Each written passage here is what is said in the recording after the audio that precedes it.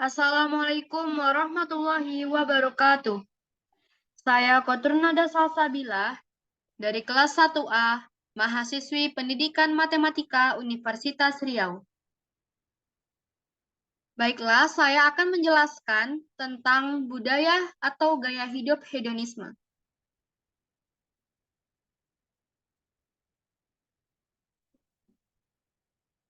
Oke, pada kesempatan kali ini kita akan membahas pengertian hedonisme, faktor penyebab hedonisme, dan cara menghindari hedonisme. Oke, kita masuk ke pembahasan yang pertama, yaitu pengertian hedonisme. Nah, apa sih hedonisme itu? Kata hedonisme diambil dari bahasa Yunani, yaitu hedonismos, dari akar kata hedon, yang berarti kesenangan.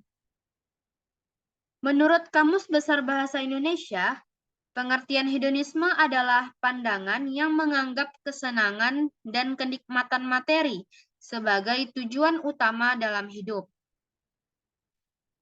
Nah, para ahli juga mengemukakan pendapatnya mengenai definisi hedonisme ini. Di antaranya yaitu sebagai berikut. Menurut Collins Game, pada tahun 1993,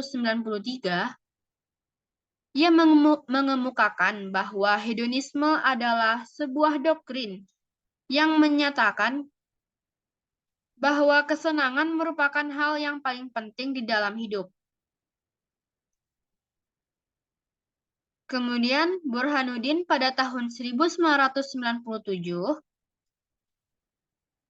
mengungkapkan bahwa hedonisme adalah sesuatu yang dianggap baik sesuai dengan kesenangan yang didatangkannya. Nah, dengan kata lain, sesuatu yang hanya mendatangkan kesusahan, penderitaan, serta tidak menyenangkan merupakan sesuatu yang dinilai tidak baik. Kemudian, menurut Puspo Projo pada tahun 2010, ia mengungkapkan bahwa hedonisme adalah suatu anggapan bahwa kesenangan atau kenikmatan merupakan tujuan akhir hidup yang baik dan tertinggi. Nah, dari definisi tadi dapat kita tarik kesimpulan bahwa hedonisme mengacu pada paham mengenai kesenangan terhadap kenikmatan.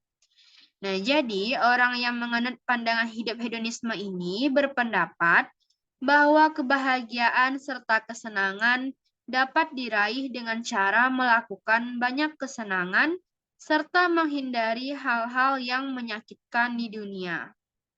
Nah, contohnya nih, seperti membeli kendaraan mewah, gemar belanja yang biasanya tidak memikirkan fungsi dan keperluan dari barang tersebut. Kemudian mengkonsumsi makanan enak dan mahal setiap saat.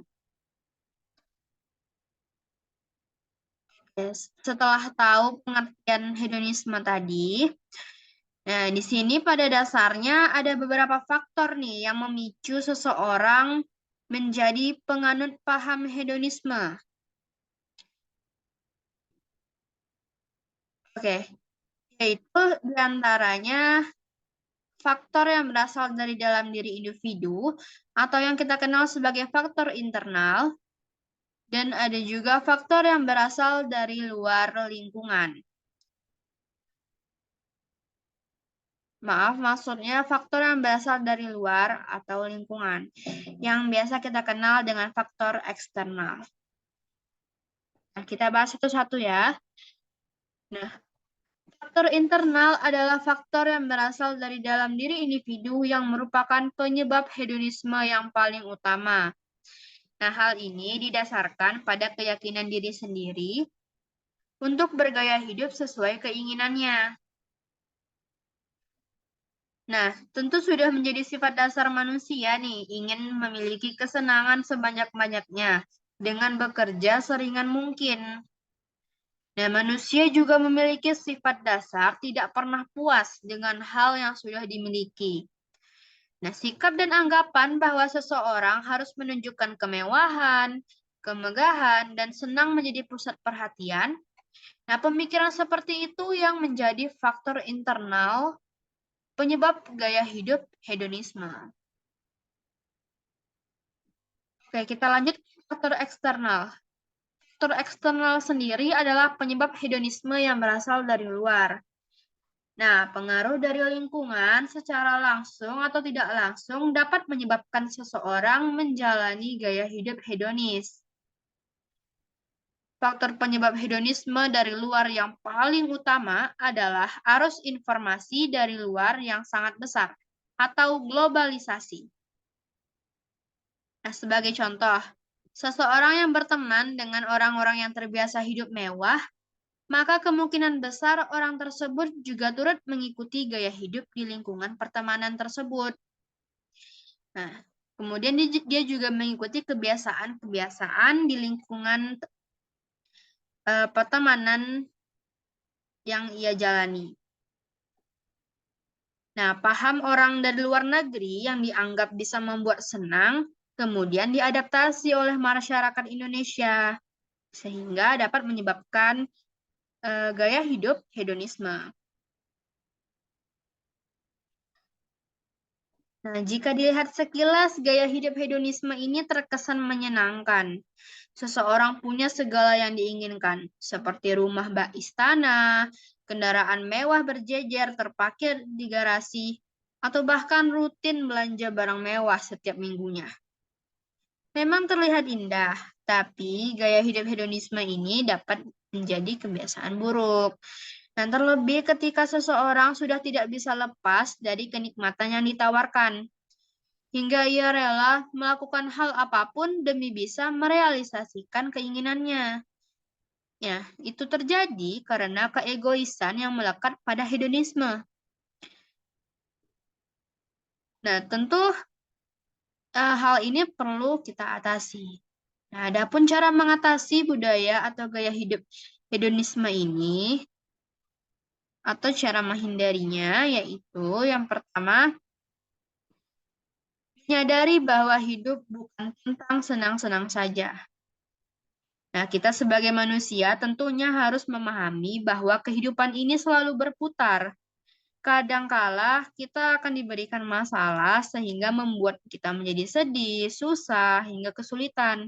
Tetapi ada kalanya juga kita nantinya akan memperoleh perasaan senang dan bahagia pada waktu tertentu. Oke, kemudian yang kedua yaitu selalu bersyukur dan mendekatkan diri kepada Tuhan. Nah, kebahagiaan tidak datang dari banyaknya materi dan benda-benda yang mahal harganya, melainkan berasal dari hati yang penuh syukur dalam menjalani kehidupan. Nah, selalu bersyukur dalam setiap keadaan, khususnya atas apa yang sudah dimiliki. Dengan bersyukur dan selalu mendekatkan diri kepada Tuhan, maka diri kita akan menjadi lebih tenang dan tidak mudah iri pada kehidupan orang lain. Percayalah bahwa semua yang dimiliki di dalam hidup ini bukanlah milik kita semata, melainkan merupakan rahmat dari Allah Subhanahu wa Ta'ala. Nah, tidak banyak mengeluh dan rajin beribadah, cara ini mampu membuat kita tidak lagi terjebak dan terhindar dari gaya hidup hedonisme. Oke, yang ketiga yaitu selektif saat memilih lingkaran pertemanan. Nah, lingkungan menjadi faktor penting dalam mempengaruhi gaya hidup. Apabila berteman dengan orang-orang yang mampu secara materi dan suka hura-hura, maka secara sadar atau tidak sadar, itu akan mempengaruhi gaya hidup dan membuat hidup kita menjadi boros. Nah, sehingga usahakan untuk selektif saat memilih lingkaran pertemanan.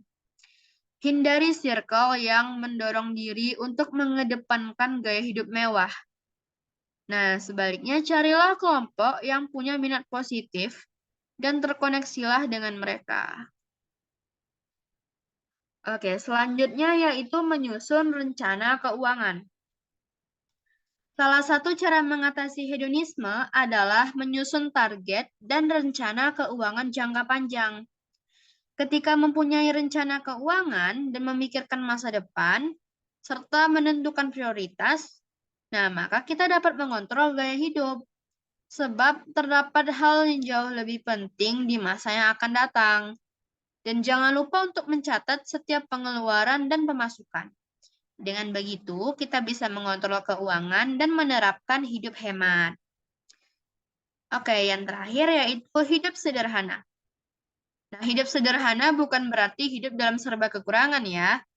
Dengan hidup sederhana, maka cara hidup akan lebih mengutamakan kebutuhan dibanding tuntutan nafsu semata. Nah, maka dari itu, mulai sekarang kita harus mampu memanfaatkan uang dengan bijaksana dan tidak menghambur-hamburkan uang untuk berbelanja kebutuhan yang tidak perlu. Nah, tanamkan hidup sederhana sedini mungkin agar terhindar dari sifat pemborosan dan serakah yang menjadi dasar gaya hidup hedonisme. Oke, baiklah, itu tadi penjelasan singkat dari saya mengenai budaya ataupun gaya hidup hedonisme. Terima kasih atas perhatiannya. Mohon maaf, masih banyak terdapat kekurangan dari penjelasan saya. Saya akhiri, wabillahi taufiq wal hidayah. Wassalamualaikum warahmatullahi wabarakatuh.